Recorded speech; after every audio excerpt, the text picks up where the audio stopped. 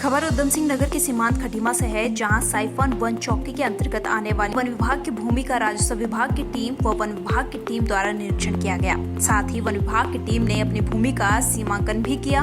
वहीं इस क्षेत्र में पिछले कई दशकों से बसे गुज्जर समाज के लोगों द्वारा अपने जानवरों को पालने के लिए, जीवन बसर करने के लिए झुग्गी झोपड़ियां बनाई गई थी, जो वन विभाग द्वारा तोड़ दी गई है।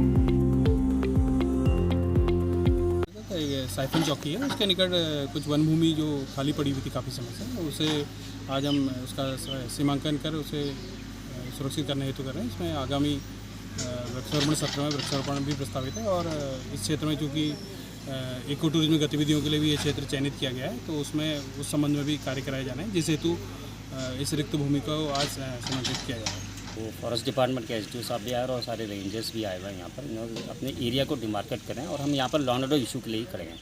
तो इन्होंने यहाँ पर, क्योंकि इनका प्रपोजल है बाद में जाके कि यहाँ पर एक इकोलॉजिकल पार्क डेवलप करेंगे, जिसमें म्यूजियम होगा, गुज्जर ट्रेल होगी और वगैरह और अन्य चीज़ें भी होंगी इसमें। तो उसी के लिए यहाँ सिर्फ हम कोई एविक्शन वगैरह नहीं, सिर्फ एक डिमार्केशन कर रहे हैं अपनी लैंड, क्योंकि उनको पता चले कि हमारी लैंड कितनी है।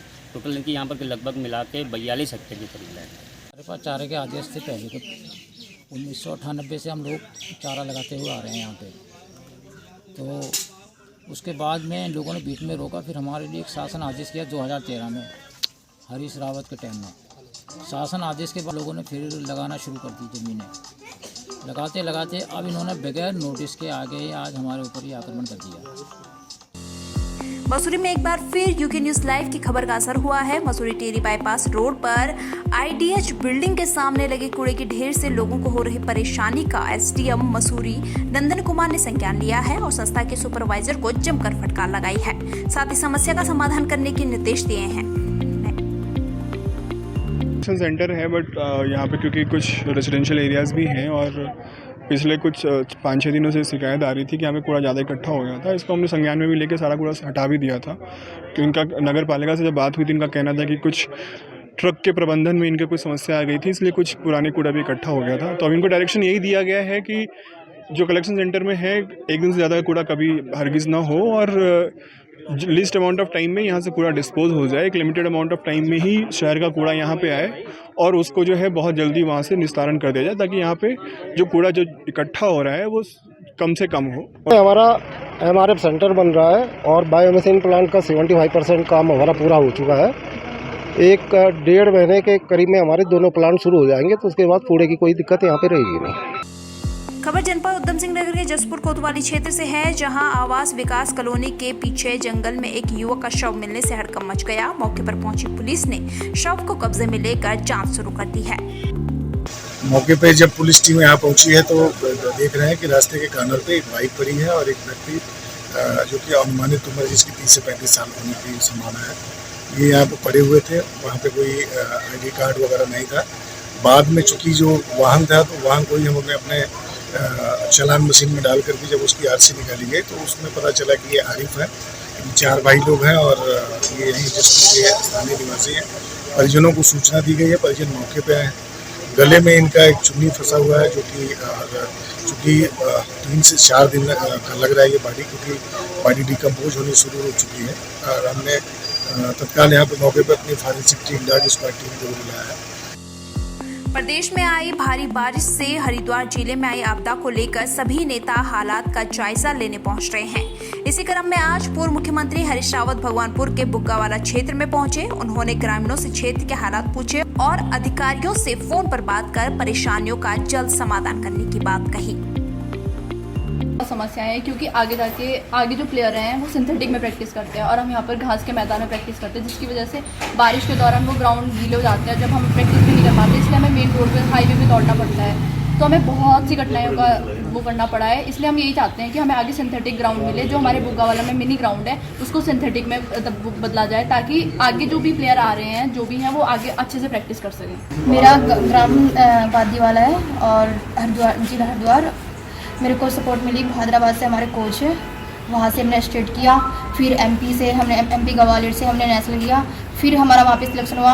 1500 मीटर में फर्स्ट आई हूँ, गोल्ड मेडल प्राप्त किया वहाँ पे ही ओपन कैटेगरी में। और फिर हम नेपाल गए पोखरा में, वहाँ भी मैंने ओपन कैटेगरी से खेला। 1500 मीटर में फर्स्ट आई हूँ मैं। और बस और प्रैक्टिस करने में बहुत दिक्कत आती है। यहाँ पे हमारा ग्राउंड छोटा सा है, उसमें बहुत दिक्कत आती है हमें ना प्रैक्टिस करने में भी। ये तो हमारा सब्जी उत्पादक और उनके लिए टेस्ट मुझे लोगों ने कहीं पर मैसेज आया था कि यहाँ सब्जी खेती को करवाएं। अब पता चला है गन्ने को भी नुकसान पहुँचा, धान को भी नुकसान पहुँचा, कुछ ज़मीनें कट गई हैं, पानी में बह गई गंदे और ठीक ना और जैसे उसका वाला है कुछ जगह जो है पानी अभी खेतों में जमा पड़ा है। मैंने कुछ बातें अभी पूरी अभी चलते चलते बात कर बिजली वालों की भी प्रॉब्लम है, उसको भी देखा। पौड़ी गढ़वाल थलीसैंण ब्लॉक के रोली गांव के पास देर रात बादल फटने से ग्रामीणों को भारी नुकसान हुआ है। रोली गांव के ग्रामीण मनोज ने जानकारी देते हुए बताया कि देर रात करीब 1:30 बजे गांव के पास भारी बारिश के बाद बादल फटा, जिसमें कई घरों और गौशालों को नुकसान पहुंचा है और गांव को जोड़ने वाली एकमात्र सड़क का भी एक हिस्सा बह गया है। साथ ही कुछ मवेशी भी इसका शिकार हुए हैं। इस संबंध में एसडीएम स्तर से जो सूचना ली गई है उसमें एक पर्टिकुलर फैमिली के 2 बैल और एक बकरी की डेथ है, तो P20 उसका बनवाया जा रहा है और उसे तत्काल जो मुआवजा दिया जाना है वो दिया जाएगा। सिमिलरली एक रोड कनेक्टिविटी जो ब्रीच हुई है उसमें एक ब्रिज की स्थिति खतरनाक होने के कारण ट्रैफिक रुकवा दिया गया और अल्टरनेटिव रूट जो है वो अगले 2 घंटे में बन रहा है। उत्तराखंड के शिक्षा मंत्री पर व्यंग लिखना एक सरकारी शिक्षक को भारी पड़ गया। शिक्षक ने अपने सोशल मीडिया अकाउंट से शिक्षा मंत्री धन सिंह रावत पर एक ऐसा व्यंग लिखा कि शिक्षा मंत्री का समर्थक हेमंत नेगी इस पोस्ट को देख आग बबूला होकर शिक्षक की शिकायत लेकर शिक्षा विभाग जा पहुंचे और फिर मुख्य शिक्षा अधिकारी ने शिक्षक पर जांच बैठाई और जांच पूरी होने पर अब शिक्षक को निलंबित करने की कार्रवाई पूरी की जा रही है। मैं शिक्षक होने के साथ साथ व्यंगकार भी हूँ और पिछले 12-13 सालों से व्यंग लिखता आ रहा हूँ, विभिन्न माध्यमों में, पत्र पत्रिकाओं में भी, सोशल मीडिया में भी। तो अभी कुछ मतलब शायद 7-8 दिन पुरानी बात है, मैंने एक व्यंग लिखा था। उस पर किसी हेमंत नेगी जी को आपत्ति है कि मैंने मंत्री जी के खिलाफ अभद्र भाषा का प्रयोग किया है, जबकि हकीकत में ऐसा है नहीं। अगर आप उस व्यंग को पढ़ेंगे तो आप खुद पाएंगे कि कहीं पे किसी व्यक्ति विशेष के लिए कोई अभद्र भाषा का प्रयोग नहीं किया गया है। उसको लेकर के उन्होंने शिकायत की थी और जांच बिठा रखी है, विभागीय जांच बैठी हुई है और मैं अपना उत्तर उनको दे चुका हूँ। देखिए, एक प्रकरण जनपद पौड़ी में आया था। मुकेश प्रसाद बहुगुणा एक शिक्षक हैं जिन्होंने उच्चाधिकारियों के ऊपर, विभाग के ऊपर कुछ व्यंग्यात्मक लेख लिखे हैं। तो इसमें मैं स्पष्ट कर देना चाहता हूं कि अभिव्यक्ति की आज़ादी किसी को भी, जो सरकारी सेवक आचरण नियमावली है, उसकी छूट प्रदान नहीं कर सकती है। इसलिए उसकी मैंने जांच कराई थी और संबंधित शिक्षक के वेतन पर रोक लगाई थी। जांच आख्या आ गई है, उसमें गंभीर आरोप मुझे मिले हैं, इसलिए मैंने सस्पेंशन की संस्तुति करते हुए पूरी पत्रावली को निदेशालय भेज दिया है, क्योंकि अपर निदेशक माध्यमिक शिक्षा निदेशालय इनके नियुक्ति अधिकारी हैं। जो भी कार्रवाई है वहाँ से होनी है।